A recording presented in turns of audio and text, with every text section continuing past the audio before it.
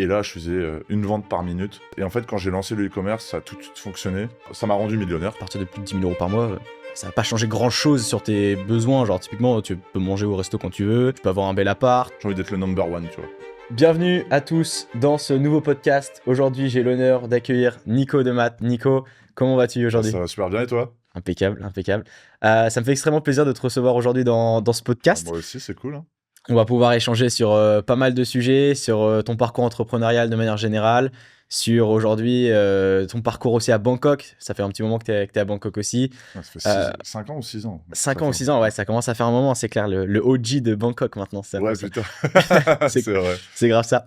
On va parler également de ton agence de setting closing. C'est vrai que c'est un projet que tu as monté avec deux associés il y a de ça un moment maintenant et on va en parler en pas mal parce que je pense que tous ceux qui nous regardent, je pense que ça va vous intéresser pas mal parce qu'aujourd'hui, le setting et le closing, c'est deux choses qui sont indispensables dans les business aujourd'hui et on en parlera un peu plus en détail par la suite. Donc je pense que tu as pas mal aussi de sujets à aborder sur tout ça. Et on va pouvoir de ouf. de beaux conseils à partager, je pense, sur tout ça, de par aussi ton expérience que tu as pu avoir avant, mais on y reviendra sur tout ça. Donc, écoute, présente-toi un petit peu dans les grandes lignes. Dis-moi aujourd'hui qui est Nico finalement.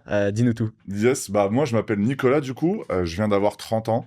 Putain, ça fait tellement bizarre quand je dis ça, je te jure. Genre, franchement, ça fait bizarre de dire que j'ai 30 piges. Mais du coup, moi j'ai commencé, je crois que j'avais écrit que j'étais en train de regarder justement, j'ai commencé en 2015 moi à créer un site internet dans le domaine de la musculation. Moi-même avant en fait, j'étais toujours passionné par le voyage. Tu vois, moi je voyais ma tante qui partait partout dans le monde, etc. Et elle me racontait toujours des histoires quand elle revenait au repas de famille, etc. Mhm. Et moi, j'étais toujours en mode genre, ouais, putain, mais moi aussi, je vais aller vivre à Bali. Moi aussi, je vais aller vivre en Hongrie, aller aux États-Unis. Et bon, j'avais pas forcément les moyens avec ma famille et tout. Et j'étais toujours un peu passionné par ça. Et aussi, on va dire un peu par l'argent, quoi. Dans le sens, ouais, parce que dans le sens où, je sais pas, tu vois, ma famille, elle est un peu modeste, etc.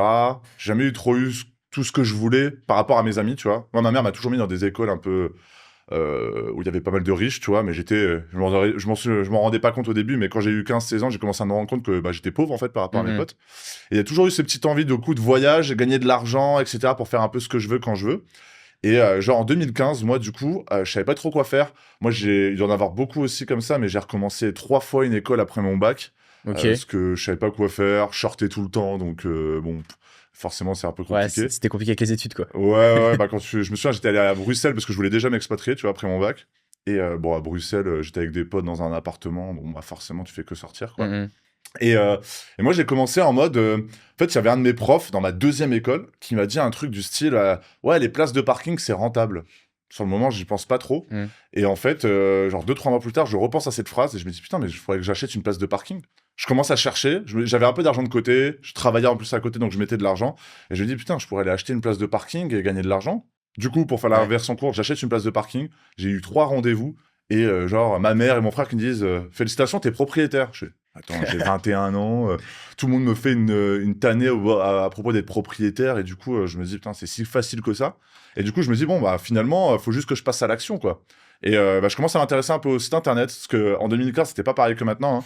Ah, c'est vrai que à l'époque, t'avais pas tant de ressources que ça pour te renseigner, etc. C'était beaucoup moins développé, quoi. Il y avait 2 influenceurs, il y avait Théophile Hélier qui commençait un peu sa chaîne YouTube à l'époque, pour ceux qui connaissent. Il y avait Cédric Anissette qui commençait aussi. Il y avait Olivier Roland, pour ceux... Je dis des gens, peut-être que vous connaissez pas tous. Les OG, quoi. Ouais, c'est un peu les OG on the hood, quoi. Et du coup, j'ai commencé comme ça, moi. En fait, j'ai suivi la stratégie un peu de Théophile, parce que Théophile, il vient de la même ville que moi. C'était rencontré à l'époque, avant qu'il pète un peu sur YouTube. Et il me disait, fais une chaîne YouTube, fais un site internet en blog avec du SEO et vends une formation de ta passion, tu vois. Et moi, j'ai commencé comme ça, du coup, en créant un site internet dans le domaine de la musculation, de la nutrition, et une chaîne YouTube aussi, où je faisais en fait la stratégie qui fonctionne encore très bien aujourd'hui, si tu l'utilises bien, c'est full SEO. C'est-à-dire, tu trouves des mots-clés, par exemple, muscler ses épaules avec des haltères à la maison. Il y a peut-être 2000 recherches par mois sur ce mot-clé-là. Et c'est ultra spécifique. Et tu te doutes que c'est plus pour les hommes, par exemple. Ouais. Tu crées un article sur ça, et au fur et à mesure d'écrire des articles sur ces mots-clés-là, Google, il te met sur les résultats de recherche, et tu commences à arriver à avoir du trafic sur ton site, et tu peux vendre des formations. Donc après, il y a un petit tunnel de vente et tout, je vais tout expliquer parce que c'est un peu long. Mais voilà, j'ai fait la même chose sur YouTube, en fait. Et ça a pris du temps à démarrer. Parce que c'est marrant, parce que même toi, quand tu m'expliquais quand tu avais mangé la dernière fois, ce que tu as réussi à faire avec ton agence en l'espace d'un mois, moi, ça m'a pris 4 ans. Ouais, Tu vois, c'est marrant parce que tu vois, maintenant, je pense que les gens, ils ont plus trop d'excuses en fait. Ah ouais, là, putain. C'est-à-dire que maintenant, tu peux tout faire littéralement.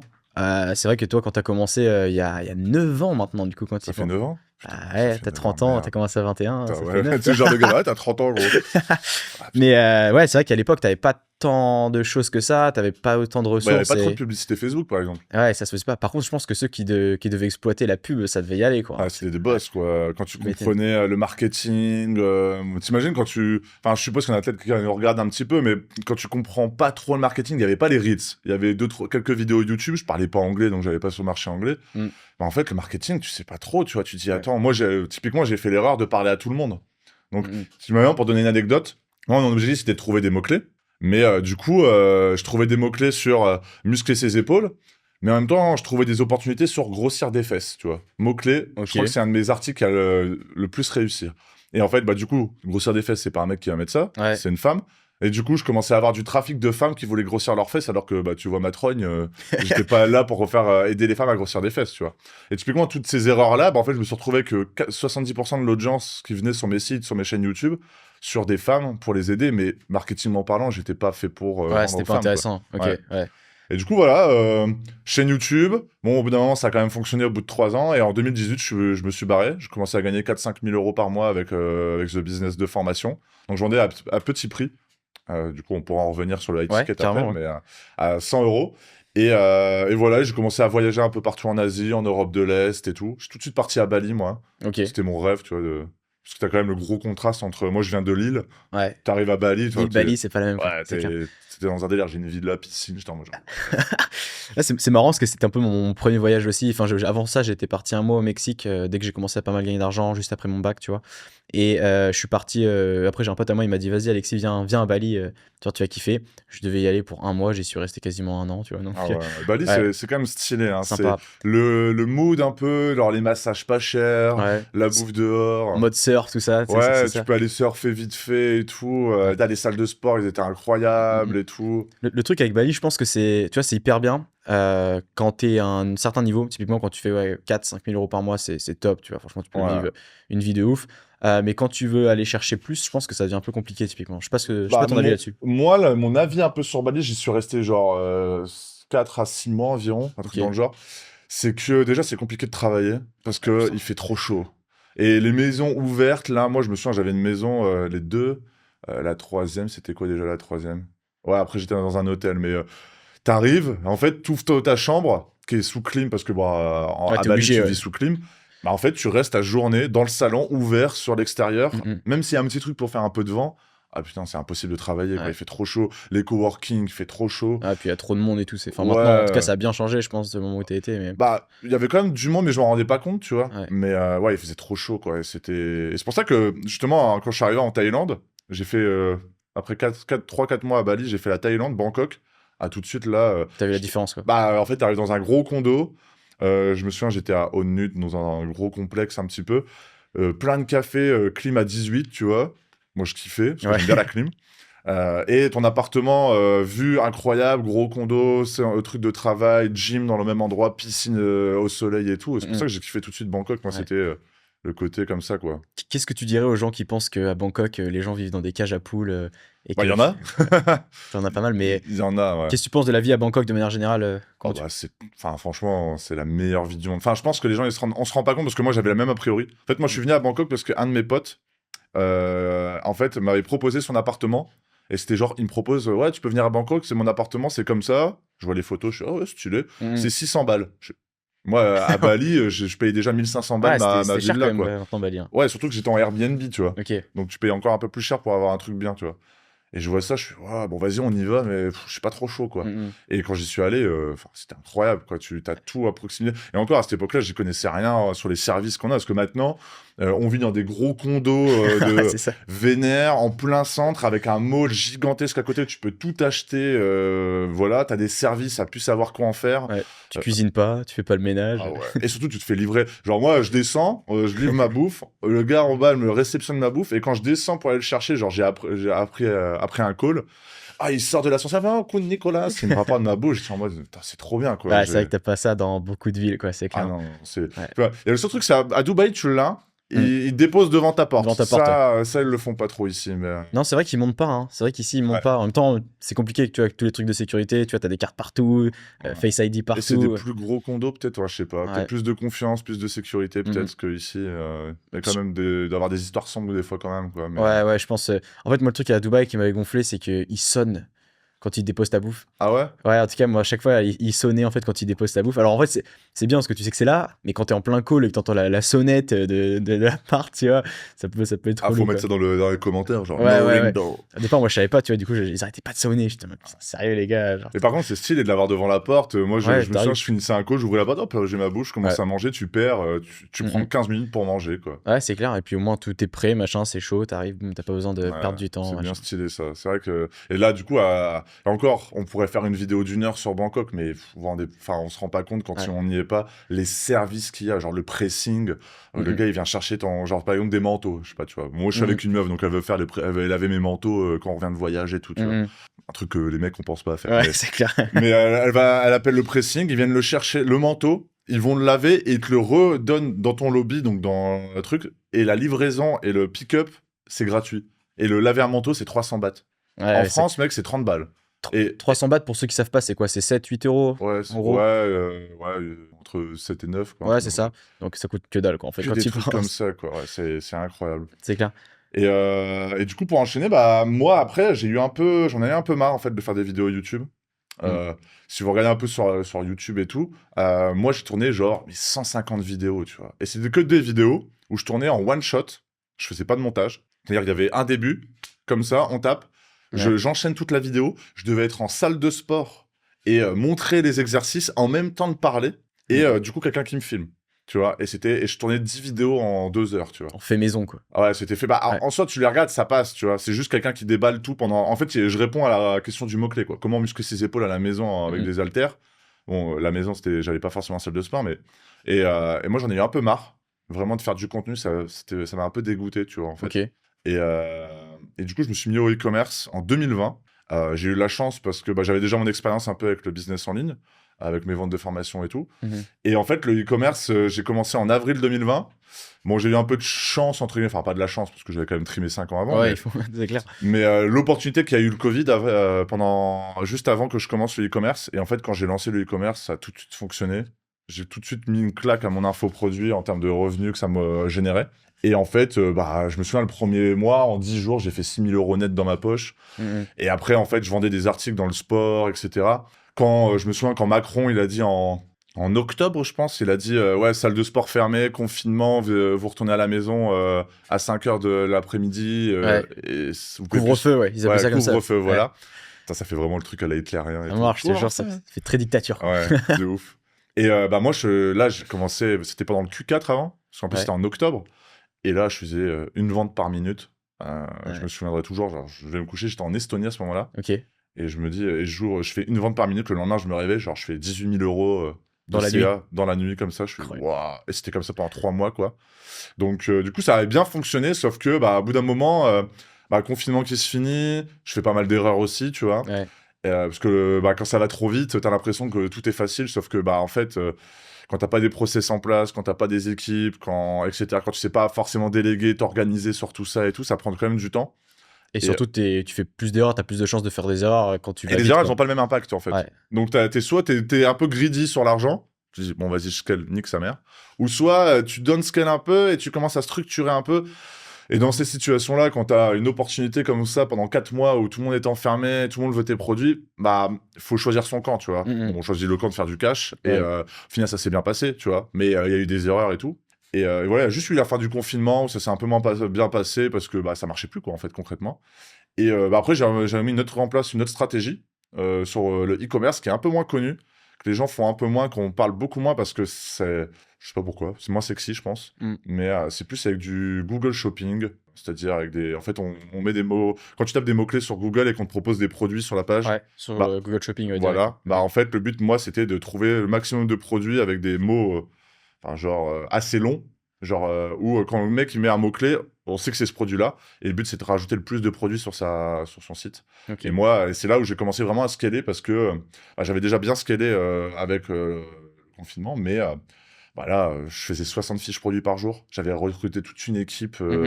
Incroyable, en vrai. Ouais, c'était que des gens de Madagascar. Ça, c'est le meilleur tip que je peux donner aux gens. Recruter des gens de Madagascar dans tous vos business. C'est les meilleurs gens du monde. Parce qu'ils parlent français, ils ont la déterre et puis ça coûte pas cher, quoi. C'est ça la Ils réalité. coûtent pas cher, mais surtout, ils veulent travailler, en fait. Si en France, les gens, ils voulaient travailler, des freelances. Et j'en ai eu des freelances en France, hein. Et j'en ai eu avec des bons process aussi, tu vois. Les gens de Madagascar, c'est des pépites, quoi. C'est les meilleurs gens du monde. C'est les gens les plus souriants, les plus disponibles. Ils font bien les choses, ils veulent bien faire. Les choses. En fait, il faut juste des bons process, tu vois. Mais même un bon process avec une personne en France, si tu lui donnes le vendredi, il va le regarder lundi, tu vois. Parce que, week-end, c'est dimanche. Ouais, mais dimanche, j'étais en famille. En soi, c'est normal qu'ils soient en famille, mais bon, toi, t'as envie d'aller vite. Et t'as envie d'avoir quelqu'un de fiable, quoi. Et bref, et du coup, masse de ça, j'ai commencé à scaler. Et c'est là, en fait, où j'ai vraiment appris à construire des équipes. Je crois qu'on était monté à 30 personnes dans l'équipe. Ok, ouais. J'ai scalé ça sur des autres sites aussi. Et du coup, je continue toujours à avoir ces business-là, mais c'est plus des business en side maintenant. Ok. Full délégué quasiment. Ouais, là, je passe 3 heures par semaine à peine. Ok. Et en fait, c'est ma copine qui gère toutes les équipes maintenant. Et voilà, du coup, ça ramène du cas. Et car c'est des mots-clés. Il y a toujours une tendance. Il y a une petite tendance des fois, genre avant l'été, ça augmente. Après, pendant l'été, ça diminue. Mais pendant le Q4, il y a Noël et tout. Ouais. Et quand tu rajoutes des produits genre Halloween, tu vois. Moi, pile sur la période, quoi. Voilà, et donc tu sais, et en fait tous les ans c'est les mêmes recherches. En fait tous les ans tu revends les mêmes produits. Ouais, mais par tendance du coup, c'est ça. Voilà, et du coup en fait le but c'est que pendant toute l'année, genre il y a les JO. Qu'est-ce qu'on fait pendant les JO? Drapeau France. Tu rajoutes tous les drapeaux des pays. Tu vends des drapeaux. Tu vends des drapeaux à mort, quoi. Ouais, des trucs je sais pas, qu'on appelle ça pour faire les supporters et tout, genre les trompettes, les maquillages et tout. Tu rajoutes ça, et en fait tu fais ça sur chaque moment de l'année, et au bout d'un moment en fait toute l'année ça continue. Ça continue de vendre, incroyable. Voilà. Ça rapporte combien ce genre de business? Parlons un peu chiffres. On va dire que c'est grâce à tout ça, ce e-commerce là, plus qu'à mes ventes de formation, parce que j'ai arrêté mes ventes de formation pendant il y a déjà 3-4 ans, 3 ans. Ça me saoulait en fait. Et si tu es passionné, quoi. Ouais, si tu mets plus à jour ta formation, ça sert à rien en fait. Tu dois gérer le SAV. Ouais, mais dans la vidéo, c'est une ancienne vidéo. Tous ces trucs-là, j'ai arrêté. Et ça m'a rendu millionnaire, ce truc-là, déjà, le e-commerce comme ça. Et du coup, ça me permet de bien vivre, ça me permet de bien payer mon lifestyle. Et de investir un peu en crypto, en bourse tous les mois. Donc, c'est vraiment ta source de revenus sur le côté qui te permet de supporter ton lifestyle. C'est supporter mon lifestyle, mais même plus d'investir tous les mois des bonnes sommes en bourse. Et ça fait 3 ans que je fais ça. Donc en fait, après, moi, je suis très effet cumulé, tu vois. Comme avec le sport, où je sais que je continue. Et puis, au fur et à mesure. Et avec l'investissement, c'est pareil. Pour moi, je suis vraiment genre S&P 500. Enfin, des ETF, tu vois, des indices. Vision à 20-30 ans, quoi. Ouais, ou même 10 ans, tu vois. Parce que quand tu fais le calcul, c'est déjà 5-10 ans, tu peux déjà faire x2 ou x2,5, tu vois. Et moi, c'est un peu ça. Moi, ma stratégie, c'est business à cash flow et j'investis tout le reste, tu vois. C'est clair. En vrai, c'est smart, tu vois. C'est ce vers quoi aussi je me dirige, tu vois. Pour l'instant, je suis très focus business à cash flow. J'investis à côté aussi un peu en bourse. Je commence petit à petit, tu vois. Après, tu vois, c'est tout nouveau entre guillemets pour moi parce que j'étais très focus et je suis d'ailleurs toujours très focus sur mon business à l'heure actuelle. Tu vois, j'ai vraiment envie d'aller chercher des gros résultats avec mon agence actuellement. Et après, tu vois, l'idée c'est effectivement mettre toujours une partie en bourse, en crypto, etc. C'est quoi d'ailleurs? Comment t'apprends tout ça? Comment t'en es venu à apprendre la bourse, la crypto? J'ai pas appris la bourse, hein. La bourse c'est facile, hein. C'est comme dans le business, t'as différentes stratégies, tu vois. Si t'es pas trop greedy, tu te dis bon vas-y, je suis prêt à accepter. Bon, si on prend l'historique du S&P 500, je suis prêt à accepter 8 à 9%. Allez, 8%, on va dire, pour une truc basse, mais si tu regardes sur 10 ans, c'est toujours 9,5%. T'investis tous les mois. C'est tout, quoi. T'investis ta somme tous les mois. Ouais, en fait, l'investissement, j'ai vraiment l'impression que c'est bidon, en fait. C'est juste que tout le monde est greedy sur tout, quoi. C'est comme les cryptos, tu vois. Tu vas acheter au moment où c'est le plus haut. Mais tu sais pas pourquoi, mentalement, t'as envie de le faire, tu vois. Et quand c'est au plus bas, t'as pas envie d'acheter. Et alors que quand tu commences à shifter ton truc en mode c'est d'argent, j'en ai pas besoin. Je sais que c'est comme ça, même si à ce moment-là, le Bitcoin, il est à 20 000 balles et je sais pas, je vois des news, tu dis, ok, fais confiance à l'historique, fais confiance à ça, achète maintenant. Quand tout le monde est en train de vendre, etc., achète. Et en fait, regarde, il est remonté à 70, 72 000 $. Alors au final, tu fais x3,5 en 6 mois, quoi. Et en fait, c'est que moi, pour moi, l'investissement, c'est... Et pour en avoir discuté quand même depuis 5 ans avec des gens, des expats et tout, en fait, je me rends compte que les gens, ils ont, psychologiquement, des fois, ils ont du mal à tenir leur position, tu vois. Et à tenir sur 5-10 ans. Et moi, c'est un de mes gros secrets, c'est que je suis le gars le plus discipliné et le plus consistant possible. Et je sais que je vais gagner avec ces stratégies-là, tu vois. Et je le vois que même des gens qui faisaient beaucoup d'argent au début, bah, quand ils sont pas consistants, bah, leur argent, il commence à stagner et tout. Mais moi, je suis plus comme ça. Et je sais que, typiquement, je vais gagner des grosses sommes d'argent parce que je sais que j'ai juste à tenir le truc, quoi. Ok. C'est marrant parce que moi, à ma petite échelle, par rapport à ça, donc ça va faire vraiment 4 ans maintenant que je fais du marketing, j'ai mon agence, etc. Donc j'ai vu un peu passer tout un tas de vagues, un peu, tu vois, si je peux dire ça comme ça. Et entre le moment où j'ai commencé, où les mecs, tu vois, je voyais les gars qui commençaient à faire de l'argent, etc., ou le moment où je vois maintenant, rien que 4 ans après, t'en as facile les 3 quarts qui font plus de business, tu vois. Ouais, parce que les mecs, je sais pas, ils ont eu des résultats à un moment donné, ils se sont dit, ah, fini, fin du jeu. Puis après, ils ont arrêté. Ils sont restés sur 30K par mois. Ouais, et ils vont pas chercher plus parce que, au début, si l'argent, c'est ta motivation, la liberté, c'est ta motivation, au bout d'un moment, tu peux facilement devenir libre et finalement te dire, oh, c'est quand même pas mal, je kiffe bien et tout, j'ai ma petite meuf, je commence à avoir des gosses. Ça commence, enfin, si t'as pas, y a pas le truc en plus, tu vois, moi, typiquement, je me suis toujours posé la question, parce que moi, je veux faire de l'argent. Mais en fait, je me suis rendu compte que c'est pas forcément l'argent. Et je vais peut-être un peu être en mode psychopathe dans ma tête, mais moi je veux être le numéro 1. Cash. Ouais, je veux faire cash. Mais je sais pas, je veux être le meilleur, tu vois. Dans ma tête, je veux être le meilleur. Tu vois, c'est pour ça que je me bute à la gym, à la Muay Thai, parce que j'étais vraiment une bite avant. Et je me bute, tu vois, j'ai juste envie de devenir le meilleur. Et même pareil, c'est peut-être un truc de se comparer aux autres et tout, mais bon, en tout cas, ça fonctionne bien, mais j'ai envie d'être le number one, tu vois. C'est peut-être un mauvais leitmotiv, mais finalement, je sais, c'est ce qui va me faire regarder, travailler, investir jusqu'à mes 70 ans, tu vois, imaginons. C'est marrant ce que tu dis, parce qu'en fait, effectivement, tu as un certain level où, tu vois, typiquement, je trouve que personnellement, quand je l'ai vécu à partir de plus de 10 000 euros par mois, ça va pas changer grand chose sur tes besoins. Genre, typiquement, tu peux manger au resto quand tu veux, tu peux avoir un bel appart, tu peux sortir quand tu veux. Enfin, je veux dire, à partir de ce moment-là, c'est bon. Moi, je trouve que tu passes un premier step. C'est-à-dire que, entre guillemets, t'as la belle vie. Après, moi, tu vois, typiquement, je trouve que, sécuritairement parlant, tu peux pas te dire j'arrête de travailler du jour au lendemain. Ouais, bien sûr. Ouais. Donc, tu dis, donc, je suis obligé d'investir. Donc, je suis obligé de tenir mon lacet à 10K. Donc, du coup, pour regarder ça, il faudrait que je mette 20K par mois. Donc, du coup, je suis obligé de gagner 30K par mois. Et après, tu commences à dire, ouais, mais en fait, quand même, si je vais au Japon, j'y vais en business quand même. Ah ouais, je vais à Osaka. Ouais, non, ou à Kyoto, ouais, je vais quand même au Four Seasons. Et en fait, au bout d'un moment, tu te dis, bon, en fait, je dépense 50K pour mon lifestyle, mais maintenant, du coup, pour gagner 50K en retour d'investissement, du coup, je suis obligé de faire 150K pour mettre 100K d'investissement. Donc, en fait, ça s'arrête jamais. Ouais, bon, après, c'est ma vision du truc, mais... Ouais, mais moi, je partage carrément la vision, tu vois, En fait, ça a été plutôt par palier au départ quand j'ai commencé. Tu vois, j'ai commencé tôt, mine de rien, j'avais 15-16 ans, tu vois. Et pour moi, c'est déjà gagner 4 000, 5 000 balles. J'étais en mode classique, incroyable, tu vois. Mais après, quand j'ai atteint ce palier-là, j'étais encore au lycée, tu vois. Et je me disais, putain, en fait. Quand tu me disais des trucs comme ça, je dis, moi, j'étais en train de rouler des gros pets au lycée. J'étais en mode, ah putain, qu'est-ce qu'on va faire l'année prochaine là? Je dois faire mes trucs post-bac. Ouais, Parcoursup, moi, j'avais rien mis pour la petite anecdote et je m'étais fait lyncher par tous mes profs. Ils m'avaient dit, mais t'es malade, tout ça, machin. Je m'en souviens, ça m'appelait le Elon Musk de la classe. Parce que, en fait, moi, je savais où j'allais, tu vois. En fait, je savais pas encore vraiment comment ça allait se dérouler, mais je savais que j'allais y arriver, tu vois. Je savais très bien que j'avais pas envie de. En fait, je voyais le piège un peu se refermer sur moi petit à petit. T'imagines de le voir au lycée, c'est ouf. En fait, tu sais quoi, j'ai eu de la chance, je pense, entre guillemets, parce que je suis tombé un peu dans la bonne période. C'est-à-dire qu'il y avait suffisamment de monde, typiquement sur YouTube, où je pouvais regarder leurs vidéos, etc. Et peut-être c'était de la naïveté, tu vois, je suis tombé sur les vidéos de Théophile Hélier aussi, Cédric Anissette, tu vois, tous ces gars-là, même Olivier Roland, tu vois, à ce moment-là aussi. Donc, je les ai vus, ils commençaient à être un peu connus, tu vois, sur YouTube. Et peut-être que à ce moment-là, je connaissais personne qui était riche, tu vois. Genre, je vivais en campagne, j'avais ma famille pas spécialement riche aussi, tu vois, jamais manqué de rien, mais bon, pas spécialement riche là-dessus. Et en fait, je regardais ces mecs, je me dis, attends. Soit c'est des mythos total parce que du coup j'avais pas encore cette conception, soit je décide de leur faire confiance et on verra où ça va m'amener, tu vois. Et je me suis dit allez, je prends la deuxième option et on verra bien où ça m'amène, tu vois. Et en fait peut-être qu'au départ j'étais juste naïf, tu vois, j'en sais rien. Je pense qu'on est tous un peu au début. Ouais, c'est ça. Et puis du coup tu continues et à un moment donné tu te dis putain en fait tu vois, je peux gagner de l'argent. J'étais encore au lycée, je gagnais plus que mes profs, j'étais en mode c'est quoi la douille qu'on veut me vendre après, tu vois. Ouais, c'est ouf quand même. Parce que là, c'est vraiment comme quoi la naïveté, des fois, ça rapporte de l'argent, quoi. Je veux dire, parce que moi, c'est un peu la même chose, tu vois. Quand j'ai vu les vidéos de Théophile, je dis, mais il est en train de travailler chez OVH, il était au service client, il disait qu'il gagnait déjà 3 000 € par mois avec ça. J'étais en mode, mais comment il fait et, tout. Et tu te dis...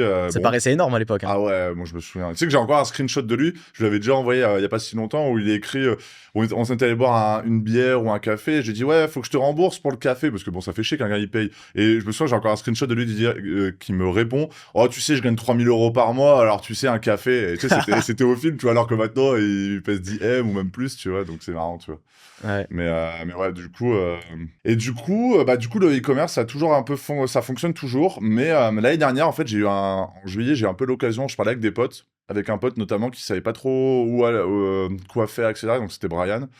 Il parlait un peu de développement personnel, un peu de closing, setting, business en ligne, mais il savait pas trop où aller et il commençait le business. Et en fait, je l'ai proposé de l'aider, lui et un de ses potes, pour son agence, parce que du coup, il s'est orienté vers le setting closing. Et j'ai proposé de les aider, parce que bon, moi, j'avais déjà une équipe Là, à ce moment-là, j'avais un peu réduit les équipes, parce que j'avais réduit les coûts, mais on était genre une dizaine, tu vois, 10-15 personnes. J'ai dit, bah, si vous voulez, les gars, moi, je peux vous aider en mode consulting. Je prends autant, je crois que c'était 20% ou 25% sur des profits. Et moi, je vous aide. Et bon, après, jusqu'à temps que vous vouliez ou quoi que ce soit, quoi.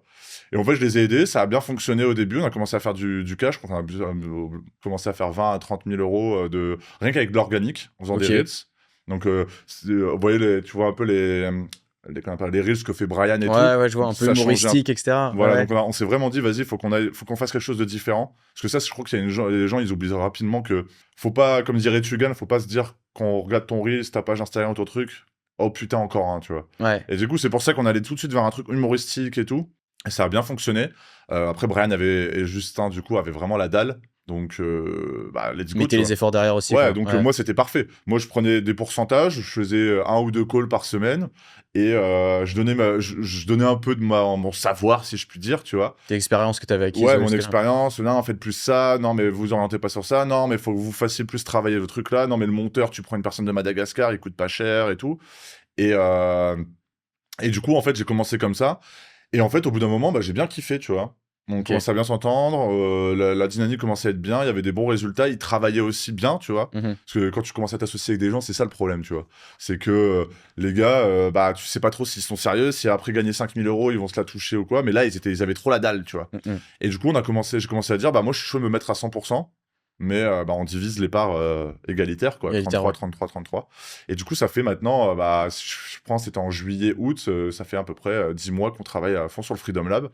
Là, ce mois-ci, on va faire, je crois, environ 200 K de CA. Ok, trop avec bien. un gros 60% de marge. Ouais. 60% de marge le mois dernier. Et là, on a mis en place tous les process de A à Z, process d'acquisition, process de recrutement closer, process de recrutement setting. On a déjà nos managers. On a déjà bien un système de primes pour les closers, etc. On a déjà le système de publicitaire. C'est moi qui ai géré toute la publicité, le tunnel, etc. Enfin, toute la strat à ce niveau-là. Tout fonctionne très bien. On a des coûts par leads très bien. Le but là maintenant, c'est de scaler sans que les coûts publicitaires prennent 2 fois plus, par exemple. Ouais, c'est clair. Et voilà, on a déjà tous les process. On est arrivé déjà à 200K. Bon, là, a priori, on n'a plus qu'à appuyer sur des boutons, entre guillemets. Ouais. Mais on a des 2 stratégies pour augmenter les volumes derrière pour que ça puisse. on a des maxi stratégies là. Ça va dépoter. Ça va bombarder. Ouais, là, en fait, quand tu as une personne qui a un personal brand bien identifié, c'est vrai que le setting closing, ce qui est avantageux, c'est que tout le monde peut se lancer, tu as des résultats rapidement. Et en fait, pour nous, c'est un cercle vertueux. C'est-à-dire, on forme des setters closers. Au début, on les a recrutés, ils ont gagné de l'argent, donc ils sont contents. Donc en plus, ils peuvent faire plus de closing parce que eux aussi, c'est dans la place de chercher de l'argent et ils sont devenus setter closers, ils ont gagné de l'argent. Ensuite, tu fais la publicité sur devenir setter closer, donc tu as des entreprises qui cherchent des setter closers qui viennent te contacter. Et du coup, tes élèves, ils ont encore plus d'opportunités, donc du coup, ils gagnent plus d'argent, donc du coup, et en fait, c'est un putain de cercle vertueux. Ouais. Donc ça, c'est l'avantage quand même. C'est clair et c'est marrant parce que moi, j'avais connu Justin et Brian justement parce que j'avais besoin de setters. J'avais besoin de setters pour mes clients, du coup. Et on a notamment une setteuse Marine, je sais pas si tu connais. Ouais, Marine FC qui était à Londres. Ah ouais, du coup, elle travaille avec toi à 100%. Elle travaille pas avec moi, elle travaille avec un client ce client-là, il est passé, il faisait 1 500 à 3 000 € quand on l'a pris. Maintenant, aujourd'hui, il fait 40 000 € un an après. Et du coup, Marine, effectivement, bosse sur le projet là-dessus derrière. Quoi, donc, parce que j'ai eu un message, j'ai mis un message dans la story à un moment sur Slack où elle dit elle vivait à Londres, elle était fille au père, elle dit j'ai arrêté mon travail à Londres, maintenant je vis à 100% du setting closing, allez-y les gars, restez motivés, vous allez réussir. Putain, stylé. Ouais, du coup, ouais, bah, c'est avec un de nos clients, et c'est pour ça on avait besoin d'une setteuse. Du coup, on avait dit, bon, bah, écoute, voilà, on était passé par pas mal de choses avant, différents setters, etc., sans trouver forcément ce qui nous plaisait à 100% là-dessus. Et on s'est dit, vas-y, let's go, tu vois, on tente. Et puis finalement, tant que ça se mette en place, évidemment, c'est logique, tu vois, il y a toujours quelques jours, quelques semaines avant que ça se mette vraiment en place. Puis après, quand le setter prend ses marques, etc., bah, derrière, après, ça déroule tout seul. Bah, c'est surtout que ça, c'est un truc, je pense que, pardon, les entreprises oublient un peu qui prennent des setters closers, c'est que tu dois les former aussi, quoi. C'est pas des gens, t'arrives avec je veux dire, t'as une offre différente de chaque entreprise, t'as une façon différente. Si par exemple, je sais pas, t'as des prospects froids, si de l'autre entreprise, le gars, il avait des prospects chat chauds, bah, c'est pas le même closing, quoi. Prospect chat chaud, c'est bidon, en fait. T'as juste à avoir une personne au téléphone, tu réponds à 2-3 questions, tu réponds à 2-3 objections, basta. Sauf que quand t'as du prospect froid, faut creuser beaucoup plus, faut aller beaucoup plus dans les objections, faut que ton marketing à côté, il est full preuve. Trustpilot, YouTube, Slack, vidéo, podcast, etc. Et nous, c'est pour ça qu'on met tout ça en place, tu vois. Parce que bah, là, en fait, les closers, tu sais à combien de pourcents on est de closing, là? Ce mois-ci, on est à 50% de nos shows. Ça fait chier. Ouais. Mais c'est du full ads, froid. Après, sur du B2C en même temps. Ouais. Et avec du setting et tout. Mais on va tomber à 40, je pense, d'ici une semaine. Parce que là, on est en train de mettre en place toutes des setteuses. Mais on a près de 50% de taux de closing, tu vois. 40-50, tu vois. Parce que je vais pas te dire... le mois dernier, on était à 43%, tu vois. Ouais, donc en gros, tu closes une personne sur 4. Une personne sur 4 sur tous tes calls, quoi. Ouais, c'est ça. Sur les calls pris sur Facebook, une personne sur 4, on la prend. Pur froid. T'as système VSL. Et c'est le plus dur. Et on porte pas de CPF, c'est du paiement en truc et tout. Donc c'est... Enfin, en fait, avec un bon marketing, et justement, tu vois, toute cette expérience que j'ai eue avant, tu vois, même si j'ai pris du temps par rapport à quelqu'un. Non, en fait, ça t'a pas mal servi. Hein, ah bah là, je sais que là, ça skyrocket parce que quand tu sais mettre en place des process, tu sais créer des équipes, tu sais motiver les gens. Parce qu'il y a une chose que oublie, nous, on met fort en avant, ce qu'on a bien compris, c'est l'attitude que tu donnes à tes. Enfin, l'énergie, l'ambiance que tu donnes à tes setters closers, tu vois. Ouais, pour qu'ils soient dans le mood. Ah ouais. Nous, je te dis, mais tu verrais notre Telegram, parce qu'on bosse sur Telegram. C'est que des gifs, let's go, comme ça. Cache. Ouais, c'est ça. Ils font des jeux. Maintenant, on fait même un truc. On a divisé les deux équipes de closers. Donc, tu as une avec 4 ou 5 closers. Et maintenant, tous les jours, on a demandé à la personne qui fait la comptabilité. Donc, c'est une personne de Madagascar parce que c'est les meilleurs du monde. Ça, elle est trop carré, je te jure. Les gens de Madagascar, c'est incroyable. Je me renseigne plus sur ça, tu vois. Franchement, tu attises ma curiosité là. Parce que moi, c'est vrai que j'ai jamais forcément poussé le truc. Mais mec, c'est incroyable. Nous, on a 4 ou 5 personnes. La setteuse, même sur Instagram, c'est une personne de Madagascar. Trop bien. Parce que dispo tout le temps et tout. Comptabilité, pareil. On a notre monteur. Tu vois les montages qu'on fait là, Madagascar. Et c'est que des avions. Enfin, c'est les meilleurs gens du monde, les gens les plus disponibles, souriants. Il n'y a pas de il est 17h et tout, tu vois. Ouais, 17h, ça rentre. Après, il y a quelques excuses. Mais en fait, si tu as des bons process, tu as une bonne ambiance, tu les manages bien, c'est les meilleurs gens du monde, quoi. Et du coup, tu baisses tes coûts par 2. Et tu as des gens 3 fois plus productifs, tu vois. C'est incroyable. Ouais, parce qu'encore une fois, si tu les mets dans le bon environnement, s'ils ont là, comme tu dis, l'accès au bon process, etc., que de base, ils sont motivés, tu les mets dans un bon environnement, bah, automatiquement, il peut se passer que des bonnes choses, quoi, c'est clair. Ah ouais, les process, moi, j'ai découvert un peu les process quand j'ai commencé mon e-commerce. Ouais, tu m'en avais parlé, en effet, ouais. T'es obligé, en fait. T'as fait ça par... ça change ta vie, en fait. C'est-à-dire, en fait, nous, typiquement, on a un closer, on a déjà le process de recrutement, on sait ce qu'on doit faire. Donc, typiquement, on a un tunnel de recrutement avec des questions, des trucs pour qu'il sache tout, et qu'à la fin, on sait déjà qui on doit prendre. Le mec, on lui envoie un document, process d'onboarding, il sait tout. Il nous envoie des messages sur Telegram. Voici mon compte bancaire pour le virement. Nous, on a juste à le rajouter dans le Google Drive pour quand on va le payer. Que des trucs comme ça. Et pareil, on a un gros process formation closing pour expliquer comment on close chez nous. Et le gars, après, on lui dit, t'as 15 calls. Si, imagine, dans les 15, tu closes pas, mais maintenant, ils closent tous dans les 15 calls, tu vois. Et même 15, on nous dit qu'on était déjà gentils, mais avant, c'est parce qu'on prenait des gens vraiment débutants. Mais en fait, on appuie sur 3 boutons. Boum, on a des closers. Boum, on a déjà des closers qui truc. Et il faut juste, après, remplir leur Calendly. Mais ça, c'est une histoire d'avoir des putains de pubs, des putains de créatives. Ouais. Ça, c'est le plus important. Et même le setting, maintenant, on va mettre le setting Ched en place. Ok. Donc, sur les leads déjà un peu nurturés, etc., qui sont un peu plus éduqués, quoi. Bah, en clair, on a la VSL, ils se sont inscrits, mais ils n'ont pas pris de call. On les appelle. Le lendemain, on dit, c'est Freedom Lab, je me présente, je suis Ambre, je vois que tu as pris un appel, est-ce que ça t'intéresse qu'on discute juste 5 minutes par rapport à ta situation? Bon, bref, je te fais un script à la con. Moi je suis en process un peu similaire. Moi, j'ai 2 points où je les appelle. C'est-à-dire qu'en fait, moi, mon process, ça fait ads, VSL, cela rien de nouveau, et derrière, prise de rendez-vous. et plus vidéo nurturing après pour bien les chauffer pour le call, bien nickel. Sauf que moi, je les appelle juste après qu'ils se soient inscrits à la VSL.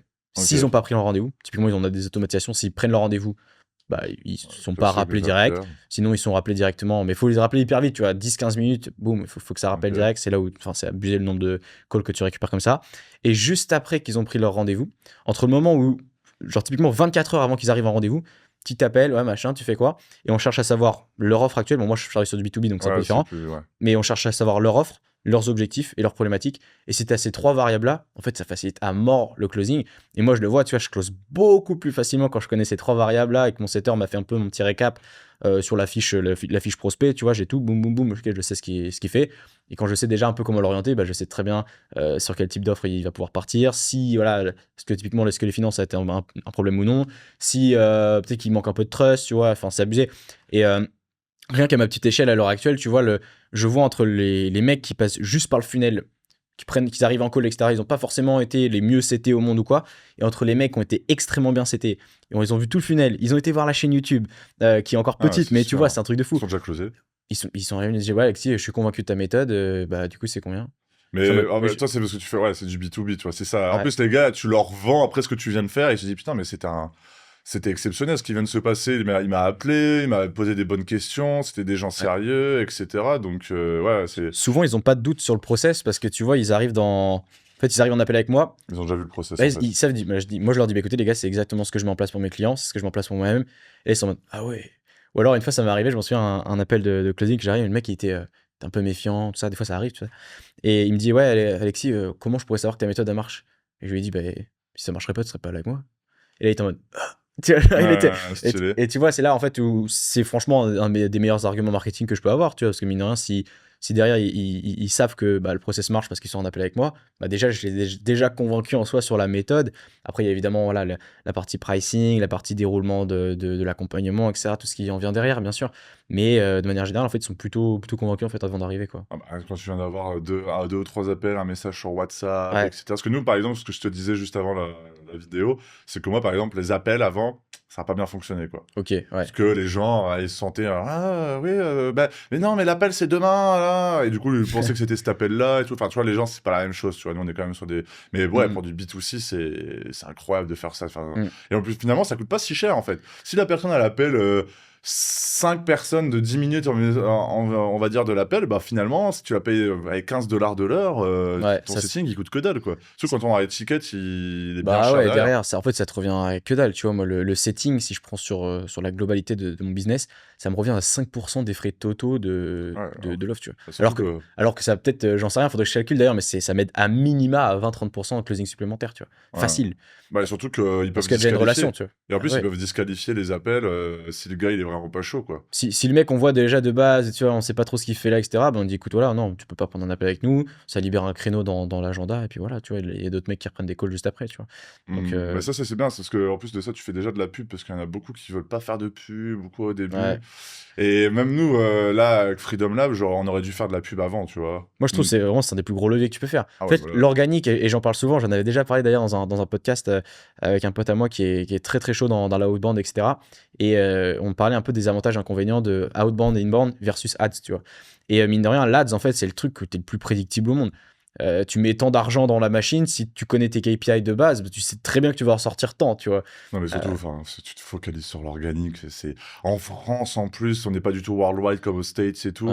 C'est connerie, quoi. C'est bien pour faire du cash, tu vois, mais en fait, je suis sûr que le demande de travail est plus importante parce que tu dois faire du contenu que faire une ads, en fait. Puis mine de rien, quand tu calcules les frais, entre le temps que ça te prend de créer le contenu, les montages, même si tu passes par des gars à Madagascar, etc., l'énergie que tu mets, le temps pour les montages, entre le temps que ça soit filmé, etc., monter tout le bordel, en fait, à la fin, tu passes plus de temps, tu utilises plus d'énergie et peut-être tu vas dépenser quasiment la même chose au final. Donc, autant passer sur de l'ADS direct. Et en plus de ça, l'organique, tu dois te renouveler tout le temps, tu dois toujours penser à des trucs. Nous, par exemple, là, tu vois, nos vidéos, il y a quand même des trucs qu'on essaie de faire différents. Franchement, ils ont sorti genre plus de 300 vidéos, faut y aller pour les sortir. Mais si t'es pas focus, si t'es, par exemple, on va dire, t'es le seul CEO de ta boîte, penser au contenu tout le temps, c'est trop une galère. C'est pour ça que les ads... Après, les ads, faut trouver son créneau aussi. Faut trouver comment je vais attaquer le marché, Ouais, tes angles marketing, quoi. Ouais, les angles, comment être différent un peu et tout. Mais après, c'est t'appuies sur un bouton. Genre là, avant de venir, j'avais 10 minutes pour ma truc. Je regardais plus, je suis OK, on est plus 20% sur cette tête-là. Et hop, après, t'as fini, quoi. Mais après, il faut avoir des bonnes ads. Moi, j'ai quand même la chance, c'est que eux, c'est Brian et Justin qui font les ads. Genre, moi, je leur dis, ouais, vous pouvez faire des ads et tout, plus avec ce hook-là. Et ne dites pas ça parce que je me suis fait refuser la pub, j'ai dû changer 2-3 trucs. Et après, en fait, j'ai 6 pubs qui atterrissent sur mon fichier Excel. Je dis, OK, let's go. Et là, on est reparti pour paramètres et basta, quoi. Ouais, de ouf. Mais surtout que moi, ce que j'adore, c'est que du coup, tu sais où tu vas. Tu vois, typiquement, si tu mets, je sais pas, 5-6 000 euros en ads, tu sais très bien que tu seras obligatoirement profitable si tu as des offres. Sur du high ticket, ouais. Ouais, surtout sur du high ticket. Même c'est combien à peu près vos offres là-dessus? Sur vos offres Là, on a 2000 euros. À 2000 euros. Même, tu vois, sur ça, t'es prédictible. Tu sais très bien que si tu mets 2000 euros en ads sur du B2C, t'as bien des mecs qui vont finir par acheter, tu vois. Et les gens, tu vois, ils stressent. Tu vois. J'ai l'impression que les gens, ils stressent à investir en pub. Quand tu sais pas faire, t'as l'impression que tu vas mettre une ad avec toi. Ouais, salut. Non, mais il faut faire un truc. Faut vraiment. Les ads, c'est quand même. Je me suis rendu compte de vivre vraiment avec ça. Parce que moi, je faisais de la pub avant. Quand j'ai commencé de la pub en e-commerce. C'était un peu qu'on appelle ça, c'est toujours à des moments stratégiques, tu vois. Tu fais ça avant le Q4, donc c'est pas très compliqué de faire des pubs. Genre, par exemple, des produits, des bijoux, par exemple. Tu fais ça pendant le Q4. En e-commerce, vous faites des bijoux pendant le Q4, vous faites de l'argent. Enfin, c'est trop facile, quoi. Ouais, c'est ça. T'as toutes les fêtes de fin d'année qui arrivent, voilà.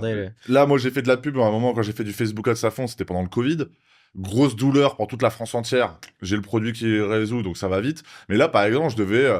là, tu dois quand même trouver un truc où les gens, ils ont une douleur, mais il faut savoir le dire. En plus, faut savoir le montrer visuellement, les hooker, et en plus de ça... L'exprimer à l'oral, ouais. Ouais, et l'exprimer à l'oral sans te faire en suivant les règles de Facebook. Parce que si tu dis pas, j'ai gagné 2000 euros par mois, boum, ta vidéo, elle se fait... Il y en a une vidéo sur deux qui va se faire striker. Du coup, tu peux pas scale parce qu'il y a une vidéo qui se fait striker, après, elle se fait plus striker. Après, sur cette ad-set-là, elle marche, mais sur cette ad-set-là, elle fonctionne pas. Tellement ça. Et du coup, quand t'as un bon concept, je trouve... Ah putain, après tu peux faire ce que tu veux, quoi. Et surtout, tu vois, t'as trop de personnes qui font des ads à l'ancienne où les mecs ils te mettent juste une créa statique comme ça. Mais ça, en lead gen, c'est très compliqué avec ça. En fait, moi j'aime bien utiliser les créas statiques parce que ça permet de tester les angles marketing et tu vois ce qui prend plus ou moins, etc. Et après, une fois que tu as l'idée de la créa qui a bien fonctionné, tu la tournes en ads en fait en vidéo, en format Reels. Et le petit truc un peu tricky, c'est genre de faire en sorte que ça ne paraisse pas comme une pub. Et ça, c'est vraiment Alors évidemment, il faut le marketing derrière qui suit, le call to action, bref, tout ce qu'on connaît bien. Mais l'idée, c'est le rendre comme si c'était pas une publicité, tu vois, comme si c'était vraiment un Reels qui regardait. Et moi, c'est les ads typiquement qui marchent le mieux en ce moment pour moi, où tu vois pas que c'est une pub en fait. Pour moi, je trouve qu'il faut les ads. Déjà, faudrait tout seul, je trouve ça un peu compliqué. Je trouve, toi, typiquement, vu tout le cash que tu fais, je me dirais, je prendrais un content. Un advisor, directeur content, quelque chose comme ça. Un mec qui fait des ads tout le time. Qui vient avec toi et qui les fait avec toi et qui trouve toutes les idées, genre vas-y, quand t'es au je sais pas, au coworking dans la tour là, W Tower ou je sais pas trop quoi, il y a pas Upwork, un truc bref, un truc pour travailler un coworking stylé, tu vois. Ouais, tu trouves un coworking sympa, ouais. Et il te fait des putains de hooks, il fait des trucs où t'es en train de verser ton café, tu fais quoi? Enfin, tu vois, tu fais des trucs comme ça. Ouais. Putain, je suis sûr que les coûts d'acquisition, tu divises par 2 parce que... Récemment, j'en ai refait là récemment. Et moi, je l'ai fait avec mon bras droit, en fait, si tu veux, les hooks, parce que forcément, j'ai une grosse expérience en ads plus ou moins, parce qu'en fait, j'ai toujours fait de l'ads. J'ai commencé avec de l'ads plus ou moins. Je fais du media buying. En fait, c'était vraiment le business que j'avais au départ et j'avais pendant longtemps, je fais du media buying. Hein, tu vois, l'agence, c'est quand même assez récent, entre guillemets, où je suis passé sous modèle agence un peu plus comme ça. Ça fait 2 ans maintenant. Mais avant ça, je faisais vraiment ads pour agence IMO, les coachs, etc. J'ai fait beaucoup de Done for You, notamment à l'époque. Et donc en fait les hooks ça va, on maîtrise un peu, tu vois, et notamment on en a fait récemment où on a pris, typiquement c'est tout bête, hein, mais on a notre téléphone et j'ai demandé à un pote à moi d'envoyer des messages en mode voilà, on n'est pas intéressé par votre offre, on est passé chez le concurrent, etc. Et on commence la vidéo en fait en filmant le téléphone et en mode je suis là, bah regarde ce que t'as à l'heure actuelle, t'aurais pas envie de changer ça, tu vois, ce genre de truc. Ouais, bah c'est le genre de hooks comme ça qui... Même on en a fait un autre là, tu vois, je les ai filmés hier, c'est pour ça que je les ai vraiment en tête. J'ai pris 2 post-it et j'ai marqué stabilité et prédictibilité et je les ai accrochés en fait sur une étagère dans mon condo, tu vois, peu importe, et je les ai accrochés comme ça et là j'arrive, je les prends comme ça et je les montre comme ça à la caméra et je dis c'est pas ce que tu recherches par hasard, et tu vois les mecs, je pense que ça j'ai hâte de voir comment ça va prendre, tu vois, sur le montage dans des trucs comme ça, surtout quand tu es dans ta niche, les gens ils sont même pas habitués. Ouais, ils sont pas habitués et surtout ils regardent les ads, tu vois, les Bien gens sûr. ils se disent, ils regardent, c'est intéressant ce qu'il fait, etc. Et franchement, moi, un gros une grosse prise de conscience dans les 7-8 derniers mois, c'est la créative. La créative, ça peut tout changer ton business. Si t'as une bonne créative, tu baises tout. Et on peut le voir avec Tai Lopez. Tai Lopez, il faisait sa vidéo avec sa Lamborghini et une McGarage, là. Ouais, il a tout baisé, quoi. Il est devenu le mec le plus recherché dans le monde grâce juste à une créa, quoi. Tu m'étonnes. Et surtout, le truc, c'est que en fait, les gens, ils oublient que c'est souvent la porte d'entrée en fait, de ton business. Les gens, ils te découvrent par la créa. Donc, si de base, tu arrives à avoir un peu l'effet waouh dès le départ, en fait, le reste, même si ton tunnel est moyen derrière, même si ton tunnel peut être optimisé, tout ça, si de base, ta créa, juste, tu attires 2 fois plus de monde parce que ta créa est meilleure, bah, automatiquement, à la fin, tu en ressors 2 fois plus. Quoi. Genre, les gens, ils convertissent mieux, en fait. Tu as le même tunnel, mais tu as une créa beaucoup mieux. Même s'ils arrivent sur la page de landing page, tout le monde dit, ouais, il faut bien modifier la landing page, etc., pour qu'ils s'inscrivent, pour avoir un coût d'acquisition bas. Mais en fait, moi, ce que j'ai remarqué, c'est qu'en fait, ça va dépendre de ton ads avant. Si ton ads avant, elle est vraiment insane, trop bien, ta landing page, elle va convertir à 30%. Mais par contre, ta vidéo de créa, elle est un peu moins bien, elle va convertir à 18-17%. Donc en fait, la créa, c'est... Et quand tu fais du high ticket, c'est pour ça qu'il faut faire du high ticket. Enfin, ça, moi, je m'en suis rendu compte. Maintenant, je ne lâcherai plus jamais ce truc-là. C'est vrai que en plus, t'es passé vraiment du low ticket à high ticket derrière, quoi. J'ai fait un peu d'high ticket en sport. Moi, j'ai commencé, en fait, j'ai fait du closing aussi. Je vais pas trop raconter parce que sinon, ça va prendre trop de temps, mais j'ai fait du closing aussi dans le sport. J'ai vendu des accompagnements sportifs, mais bon, à la bite, j'étais tout seul. C'est moi qui faisais le programme de tout le monde. Mais j'ai quand même vendu à 3 000 €, des coachings de sport pendant 3 mois et tout. C'est comme ça que j'ai découvert le closing, parce que je me suis fait closer par un closer. Et au tout début que ça commençait à arriver en France, quand Sam Ovens, il a sorti sa formation closing où il a expliqué comment faire du high ticket, un mec qui avait suivi sa formation m'a closé. D'ailleurs, il vit à Bangkok, le gars. Et du coup, en fait, à cette époque-là, c'était trop dur, trop chiant, nanana. Parce qu'en fait, c'est vrai que le sport, par exemple, si tu vas pas sur une bonne niche, si tu mets pas des prix hauts, s'il n'y a pas une vraie douleur derrière, c'est compliqué de vendre et closer en étiquette. Mais quand tu as des offres B2B ou B2C ou dans le make money, c'est trop facile, quoi. Tu fais le calcul, tu fais, bah non, mec, je vais t'apprendre à faire 3 000 €, la formation coûte 2 000 €. C'est rentabilisé en 2 jours. Et après, tu vas sur les douleurs. Tu dis, là, c'est basta, quoi. C'est easy, quoi. Et en fait, pour moi, le high ticket, surtout, ça te permet finalement d'aller chercher du vrai ROI. Parce que, mine de rien, le low ticket, tu vois, si t'as intérêt que tes ads soient ultra performantes, t'es ultra performant, sinon, et à la fin, tu vas peut-être taper 1x2, tu vois. Alors que sur du high ticket, pardon, bah, même si ton tunnel est un peu moyen, même si tes pubs sont un peu moyennes, et tu peux quand même faire un x4, x5, tu vois. Déjà faire des 10 commons. Easy, tranquille, quoi. Tu vois. C'est bête, regarde, mais tu vends 4 offres à 2005, ça y est, t'as 10K, quoi. C'est tout con, hein, mais. C'est un peu le truc du high ticket, donc c'est comme ça qu'ils le marketent, quoi. Mais du coup, justement, moi, ça m'a grosse point qu'on appelle ça, de prise de conscience dans ces dernières années, tu vois. Il faut un business avec des grosses marges. Tu vois, c'est pour ça que le luxe, c'est trop bien. Grosse marge, grosse valeur perçue. Et dans des points de douleur vraiment importants. Très spécifiques. Ouais. Make money, si tu vas sur du B2C, tu vas devenir libre. Le gars, ça lui change sa vie, tu vois. Que par exemple, un jeune de 20 ans qui doit juste gagner 15 kilos de trucs pour être bien, point de douleur, elle est pas si forte. Et c'est vrai que c'est un peu compliqué de closer quelqu'un. C'est pas impossible, mais c'est plus compliqué, surtout à 2 000 €. Mais là, moi, c'est mon plus gros prise de conscience. C'est focaliser toujours sur des business à cash flow parce que moi, j'ai fait du e-commerce où on se battait pour 4%. Ouais. C'est l'horreur. Parce là, qu'en fait, 4%, tu t'en branles un peu. Bah, 4%, quoi. Tu dis juste, ça fait chier. Mais là, 4% e-commerce, quand tu passes de 20 à 15, t'as pas les mêmes sommes à la fin parce que tu fais trop. Et en plus de ça, tu fais beaucoup de cash pour avoir beaucoup moins de marge. Donc en fait, niveau bancaire, moi, j'ai jamais eu trop de problèmes sur mes sociétés. Moi, je suis en Estonie, j'ai aussi des autres sociétés autre part. Mais quand tu commences à faire beaucoup de cash, c'est relou, quoi, tu vois. Tu commences à demander pourquoi ça a augmenté, pourquoi vous avez beaucoup plus d'argent.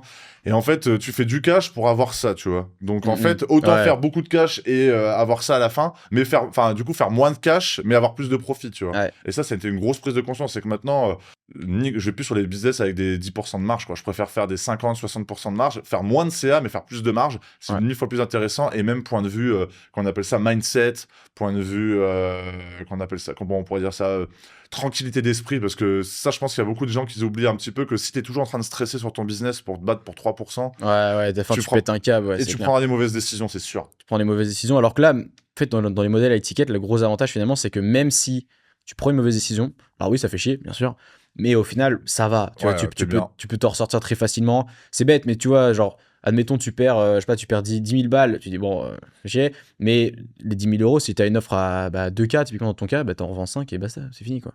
T'as réglé ton problème, et c'est ça aussi le gros avantage de la étiquette, c'est que t'as une marge de manœuvre suffisante pour pouvoir switcher si jamais t'as un problème ou quoi. Même tu peux vite te retourner derrière si t'as un problème qui se passe, quoi, tu vois. Bah, c'est surtout parce que après, l'histoire de problème, ok, après, au bout d'un moment, bon, quand t'as de l'argent de côté, ça c'est toujours.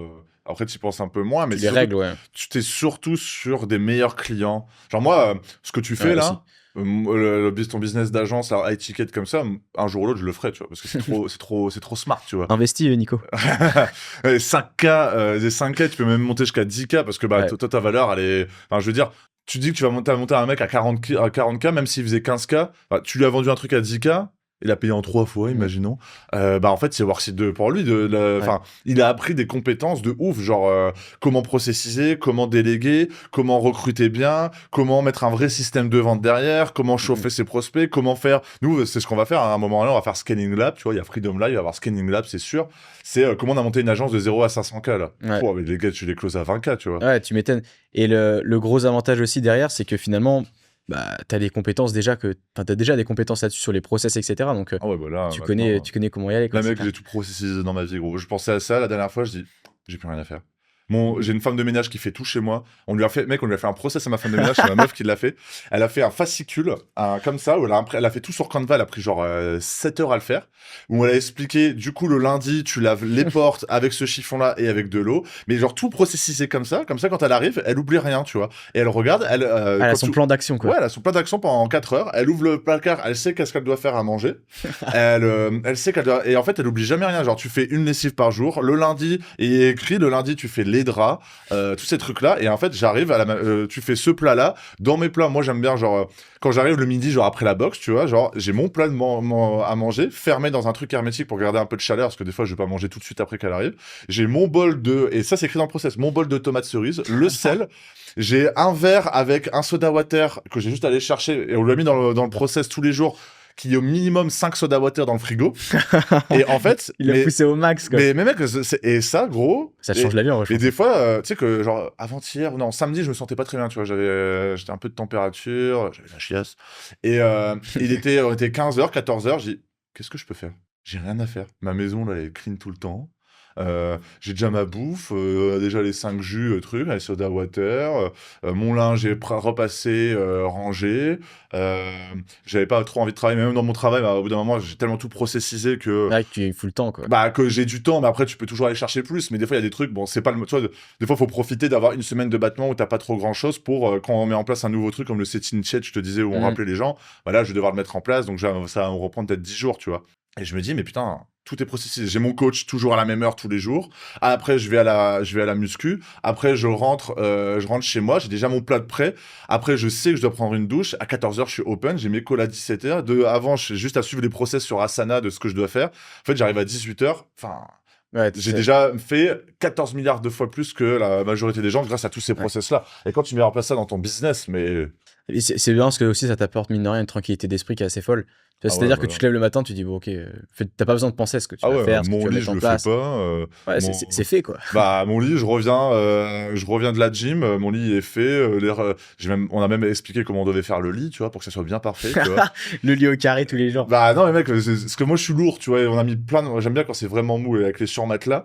Et en fait, faut un peu les bouger les surmatelas et bien retendre le drap pour que ça soit vraiment parfait quand j'arrive dans mon lit. Tu vois. Et mec, c'est avoir toujours une bouteille d'eau remplie sur mon bureau, laver mon bureau tout le temps. Mon bureau, gros, des fois j'oublie, mais je me dis, putain, il est toujours clean mon bureau, genre, j'ai jamais rien fait, tu vois. En fait, t'oublies les petits détails qui en fait ne sont pas nécessaires, en fait, donc ça t'apporte rien littéralement de dire, faut que je nettoie mon bureau, tu vois. Et en plus de ça, c'est Laura qui s'occupe de ça, donc. Du coup, moi j'ai encore moins. Moi je dis à Laura, ouais, ça fait chier. Elle arrête pas de prendre le ventilateur que je mets dans la salle de bain, elle le re-range dans le dressing. Et Laura lui a dit de plus le faire, et elle a mis dans le process, tu vois. Mais c'est des trucs débiles comme ça, et du coup, dans le business, c'est la même chose, quoi. C'est quand t'as tout processisé, que toi, t'as juste parce qu'au bout d'un moment, c'est ça le process, et là, c'est ce qu'on fait un peu avec Freedom Lab, c'est que des process de vérification. J'ai des Google Sheets, en fait, j'arrive sur Asana. Je sais, vérification, setting chat, je clique sur le lien, ça m'arrive sur le setting chat. Ok, ah ouais, elle a bossé hier, il y a eu autant de calls, pas intéressé, ne m'a pas répondu, booké, ok, stylé, elle a fait autant de CA. Elle a pas demandé les datas du closer de la veille, je lui envoie un petit message, basta, j'ai coché ma case. Et après, j'ai juste à répondre à ces messages. Et c'est que ça. Et même dans la vie perso, tu disais, ouais, t'es tranquille, mais c'est pareil, mec, moi j'ai des trucs, vérifier mes limites de banque tous les mois, le 15 du mois. Parce que si je suis en train de scaler, des fois, je vais oublier que la banque, je peux pas dépenser plus de 500 000, imaginons, ou avoir plus de 500 000, je dis n'importe quoi. Du coup, j'ai juste un truc, j'appuie sur le bouton. C'est à combien? Ok, c'est à 500 000. Ok, c'est bon, je suis là. Ou au pire, je le mets le 25 pour être sûr que ma carte, elle se bloque pas pour les aides et tout, tu vois. Que des trucs comme ça, vérifier mes comptes bancaires. Ouais, au moins comme ça, t'as tous tes process où t'es déjà fait tout bon par rapport à ça. Donc, moralité un peu, c'est mettez des process dans vos vies et dans vos business. Parce que finalement, ça te fait gagner un temps fou. Automatiquement, ça te va faire gagner plus d'argent, forcément. Et en plus, t'es tranquille, quoi. T'es serein. Je veux dire, t'as pas besoin de te faire chier avec des petits détails à la con à chaque fois. Je pense que c'est ça le plus important. Je pense qu'on a tous une dose d'attention dans notre journée qu'on peut donner. Et typiquement, c'est pas con, tu vois, ce que disait Mark Zuckerberg, c'était une phrase assez...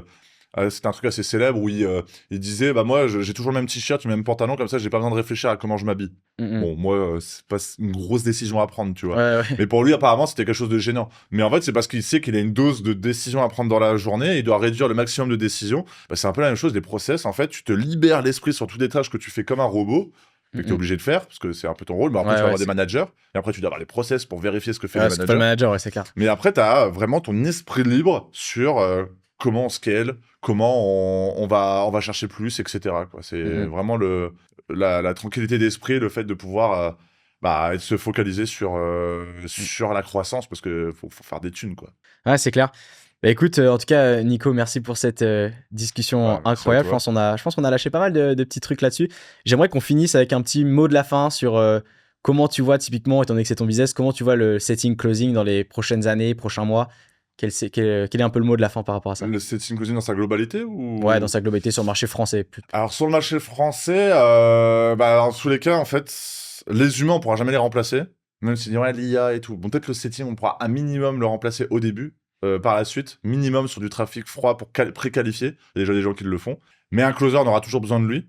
Et les gens auront toujours besoin de contact humain. Parce que je pense que ça, c'est le gros défaut de notre situation à l'heure actuelle avec les réseaux sociaux, après Covid et tout. Beaucoup de gens se sont enfermés sur eux-mêmes, beaucoup de gens sont devant les réseaux sociaux, beaucoup de gens sont devant leur ordinateur.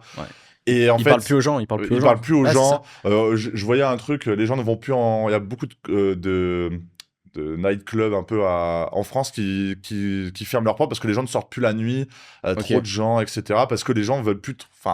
T'as envie de voir un peu moins de gens que par rapport à avant, parce que t'es plus devant ton téléphone et tout. Mais en fait, moi, ce que je me rends compte, par exemple, avec Freedom Lab, etc., c'est que les gens, ils veulent trouver une communauté de gens comme eux, motivés. Donc, en fait, l'humain, t'en auras toujours besoin. Et ceux qui vont faire des business avec des humains et qui vont savoir processiser pour pas non plus se faire envahir, en fait, c'est eux qui vont tenir sur le plus long terme. Donc, c'est pour ça que créer une personal brand, une marque forte, s'entourer d'humains, parce que, en fait, même moi, je me rends compte, on a des closers avec nous, mais on en a changé leur vie, tu vois. Et en fait, on va travailler avec eux sur le long terme. On va même les scaler dans leur business s'ils veulent lancer un business, parce qu'on va utiliser notre expérience, etc., etc. Donc, en fait, vraiment, je pense que le meilleur truc, du coup, comme on a dit, c'est se focaliser sur des business à gros cash flow, avec beaucoup de marge, sur du high ticket, parce que c'est plus simple, parce que à 30 €, c'est chaud, c'est clair. Et en plus de ça, si tu t'arrives à scaler les humains, proprement, parce que tu peux vite te faire déborder, et que tu crées une communauté, une audience, une marque, etc., en fait, ton business... on voit, c'est clair. Tous les gens qui gagnent vraiment de l'argent à Bangkok, ou même dans le business en ligne en règle générale en France, c'est ceux qui ont le même business en mode communauté, en mode branding, depuis 5 à 10 ans. Théophile, Yomi, là, Antoine Blanco, qui depuis 2-3 ans, qui commence à bien ce truc. Et en fait, c'est des business, ça reste sur le long terme. Et plus ton audience, elle grossit, plus la confiance, elle monte, plus on sait d'où tu viens, plus ils ont des équipes qui sont prêts à se battre pour eux. C'est top, en fait, ils gagnent plein de thunes. Et en fait, comme je disais, c'est le long terme, il faut penser long terme. Ouais, en fait, sur le court terme, c'est intéressant, mais pas... C'est intéressant, tu vas gagner un peu d'argent, mais si tu penses maintenant à 2-3 ans, t'as des trucs de ouf à faire, quoi, c'est clair. Je pense qu'il faut penser court terme au tout début, pour sortir de la rat race, devenir libre. Quand tu commences à gagner 5 à 10K, tu penses long terme. Et là, tu penses vraiment long terme, parce que si tu veux construire vraiment un asset de ouf, typiquement, ce que tu es en train de faire, ta personal brand, ta chaîne YouTube ici, tes publicités, déjà, tu es en train d'apprendre plein de compétences, en plus, les bonnes compétences, setting, closing, etc. Mais alors, en plus, tu es en train de construire une personal brand sur toi, en fait, tu vas avoir de l'argent qui vient en automatique, tu vois. Et c'est ça, moi j'ai la vision vraiment à 2, 3 ans, 4 ans, 5 ans, même 10 ans, tu vois. Moi je me vois bien faire ça encore dans 10 ans. Donc je sais qu'en fait je continue, je mets les bonnes actions en place, je vois où est-ce que je veux aller et ça peut que fonctionner, tu vois. Donc c'est top. Écoute Nico, merci à toi pour avoir accepté cette invitation. Où est-ce qu'on peut te retrouver si les gens veulent te contacter pour Freedom Lab, etc. Où est-ce qu'ils peuvent aller voir? Sur Instagram, c'est Nico Demat, Nicodemat. comme On ça se prononce. mettra dans la description directement. Merci. Comme ça, tu auras tout ça. Merci. Du coup, Telegram, j'allais dire. Telegram, c'est un peu plus compliqué, mais sur Instagram, principalement, Ouais, ça Nico marche. Débat, quoi, du coup. Parfait. Bah écoute, Nico, en tout cas, merci à toi d'être Merci à venu. toi, Alex. Super bonne discussion et puis on se retrouve à très vite. Yes. Pour tous ceux qui veulent aller plus loin concernant le scaling process et découvrir un peu plus ce que moi je fais par rapport à ça, les liens sont dans la description. Allez voir tout ça, allez checker si vous voulez scaler votre business d'agence ou de coaching à étiquette. Dans ce cas-là, on se retrouve dans la prochaine vidéo. À très vite. Merci à toi, Nico. Merci.